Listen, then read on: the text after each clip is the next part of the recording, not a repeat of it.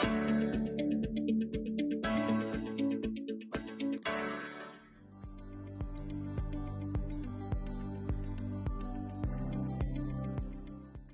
Learners, welcome to another science session.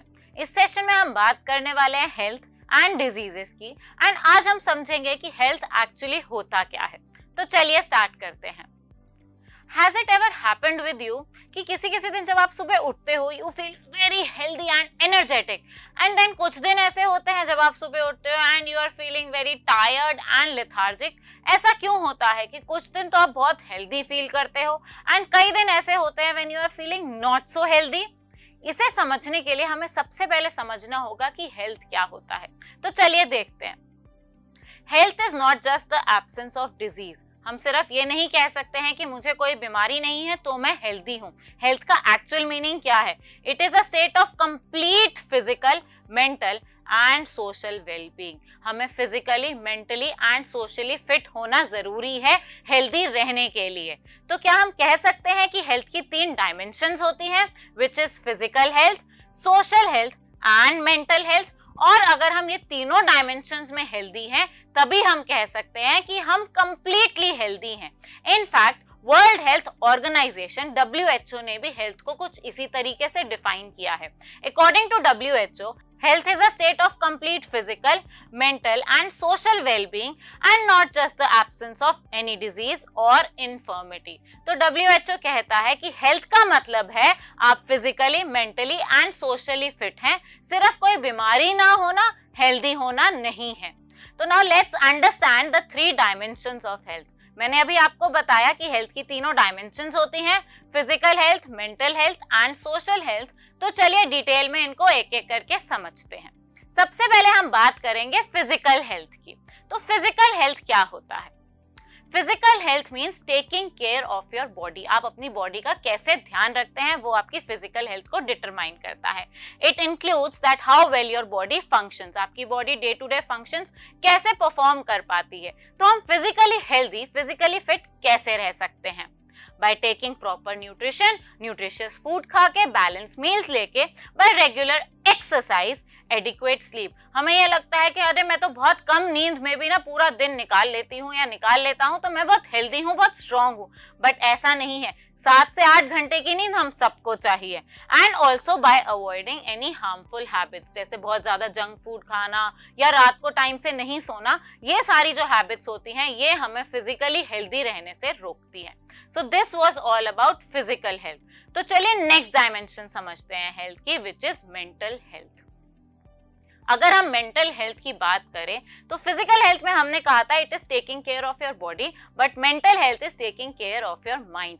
It includes how we think, feel and respond to challenges. जो हमारी day to day life में हम challenges face करते हैं, situations and circumstances face करते हैं, हम उनके साथ कैसे डील कर पाते हैं, उनको लेके कैसा फील करते हैं, उनके लिए कैसा रिस्पॉन्ड करते हैं, वो सब हमारी मेंटल हेल्थ को डिटरमाइन करता है।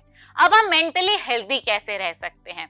We can stay mentally healthy by managing stress, by having positive self-talk and seeking help when needed. This is very important क्योंकि हमें लगता है कि हम सब कुछ अपने आप से मैनेज कर सकते हैं, बट हमें ये नहीं भूलना चाहिए कि अगर हम सब कुछ हैंडल नहीं कर पा रहे हैं तो we should seek help. We should talk to our loved ones, our family, our friends and even a counselor if needed.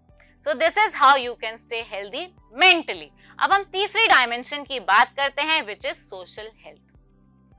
Social health का मतलब है आप अपनी सोसाइटी में कैसे रहते हैं। So social health is all about building strong relationships. It is about how we interact with others and build positive relationships in our society. तो हम सोशली हेल्दी कैसे रह सकते हैं? by having good communication, by building friendships and by teamwork and cooperation। तो आपस में अपनी सोसाइटी में अच्छा कम्युनिकेशन रख के, सबसे दोस्ती करके, फ्रेंडशिप रख के and by cooperating with them and by supporting them हम सोशली हेल्दी रह सकते हैं। तो students, these were the 3 dimensions of health which was physical health, mental health and social health। But healthy रहने के लिए कुछ कंडीशंस जरूरी हैं, नेसेसरी हैं। तो सबसे पहली है good physical and social environment. अगर मेरे आसपास का फिजिकल एनवायरनमेंट अच्छा नहीं है, साफ सुथरा नहीं है, मैं एक सैनिटाइज कंडीशंस में, सैनिटाइज एनवायरनमेंट में नहीं रहती हूँ, तो मैं हेल्दी नहीं रह सकती।